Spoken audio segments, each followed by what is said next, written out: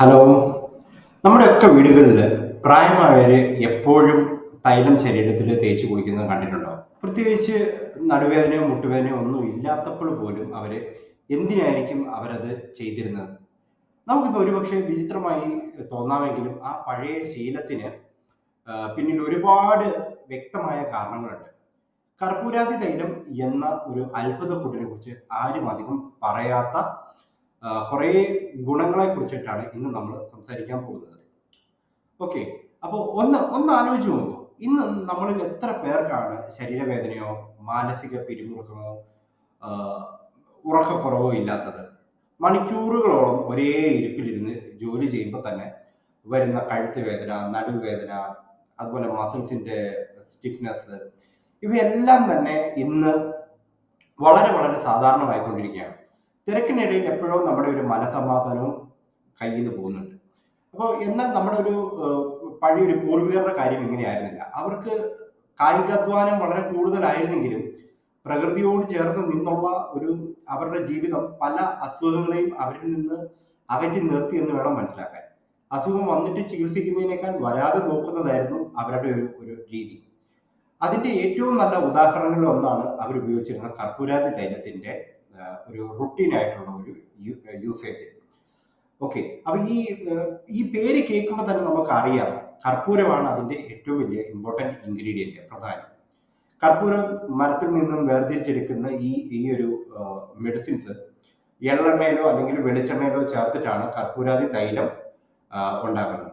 അമ്പലങ്ങളിലും പള്ളികളിലും ഒക്കെ നമുക്ക് ഈ പറഞ്ഞ നല്ല സ്മെല്ലിനപ്പുറത്ത് കർപ്പൂരത്തിന് നമ്മൾ അത്ഭുതം അത്ഭുതം തരുന്ന ഒരുപാട് ഔഷധ ഗുണങ്ങളുണ്ട്.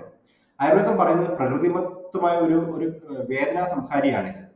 എള്ളെണ്ണയിൽ ഉണ്ടാക്കുന്ന ഈ തൈലം വേദന കുറയ്ക്കാൻ ഒരുപാട് ഫലപ്രദമാണ്. അതേസമയം വെളിച്ചെണ്ണയിൽ ഉണ്ടാക്കുന്നത് സ്കിൻ റിലേറ്റഡ് ആയിട്ടുള്ള ഇഷ്യൂസിന് സോൾവ് ചെയ്യാൻ ഏറ്റവും നല്ലതാണ്.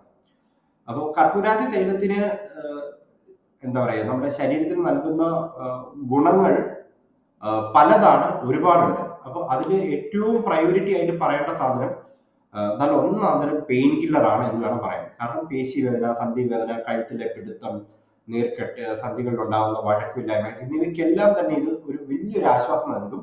പിന്നെ തൈലം പുരട്ടി ചെറുതായിട്ടൊന്ന് തിരുമ്മുമ്പോൾ ആ ഭാഗത്തുള്ള രക്തയോട്ടം കൂടും. ഇത് പേശികളുടെ മുറുക്കത്തെ കുറയ്ക്കുകയും വേദനയ്ക്ക് വേഗത്തിൽ ഒരു ആശ്വാസം നൽകുകയും ചെയ്യും എന്നുള്ളതാണ് എനിക്ക് ഒന്നാമതായി നമുക്ക് പറയേണ്ടത്.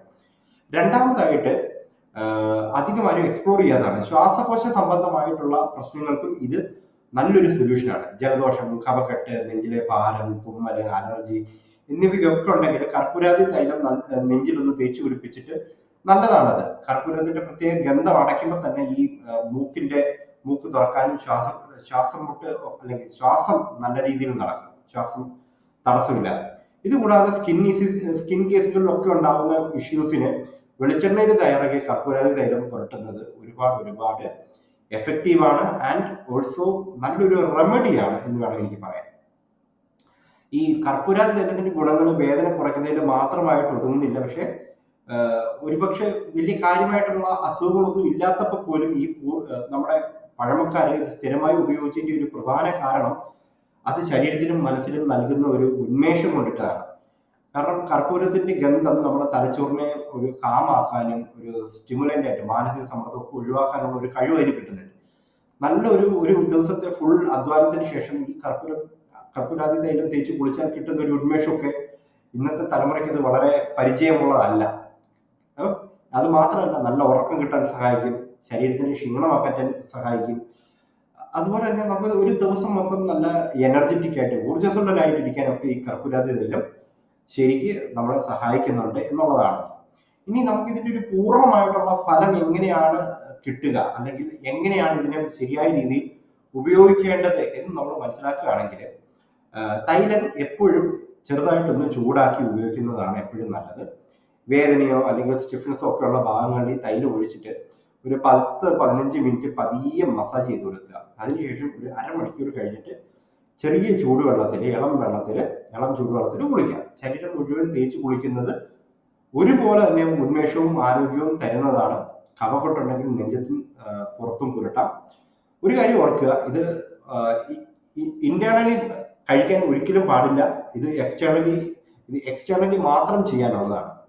ഓക്കെ, ഇപ്പൊ മനസ്സിലായില്ലേ കർപ്പൂരാതി എങ്ങനെയാണ് ഉപയോഗിക്കേണ്ടത്? കർപ്പൂരാതി തൈലം എന്ന് പറയുന്നതിന്റെ ഒരു യൂസേജ് എന്താണ്, നമ്മുടെ എങ്ങനെയാണ് ഇത് നമ്മളെ ഒരു എനർജറ്റിക് ആക്കാൻ ഉപയോഗിക്കുക. ഓക്കെ, ഇത് നമ്മുടെ ഒരു പഴയ ഒരു 2 തലമുറ മുമ്പേ തിരിച്ചറിഞ്ഞ ഒരു അത്ഭുതം എന്ന് വേണം ഇതിനെ പറയാൻ. എങ്ങനെയോ നമ്മൾ മോഡേൺ സൊസൈറ്റി എന്ന് പറഞ്ഞ് കുറച്ച് നല്ല ശീലങ്ങളെ നമ്മൾ ഒഴിവാക്കിയിട്ടുണ്ട്. നിങ്ങൾ നിങ്ങളുടെ വീട്ടിലെ പ്രായമായവരോടൊന്ന് ചോദിച്ചു നോക്കുക, ഈ തൈലത്തെ കുറിച്ച് ഒരുപാട് അവർക്ക് പറയാനുണ്ടാവും. ഓക്കെ, അറിവുകൾ ഇങ്ങനെയാണ്, ഇങ്ങനെ കൈമാറുമ്പോഴാണ് നമ്മുടെ ഒരു പാരമ്പര്യം നിലനിന്ന് പോകുന്നത്. അപ്പൊ എനിക്കിത് കേൾക്കുന്നവരോട് പറയാനുള്ളത് ഇത് ശീലിക്കുക എന്നുള്ളത് മാത്രമാണ്.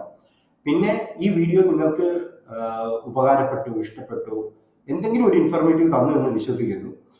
കർപ്പൂരാതി തൈലത്തെ കുറിച്ചുള്ള നിങ്ങൾക്കുള്ള അറിവുകളും അനുഭവങ്ങളും ഒക്കെ താഴെ കമന്റായി ഞങ്ങളെ ഒന്ന് അറിയിക്കുക. ഈ അറിവ് നിങ്ങളുടെ കൂട്ടുകാരിലേക്കും ഫാമിലി റിലേറ്റീവ്സിലൊക്കെ എത്തിക്കാൻ മറക്കരുത്.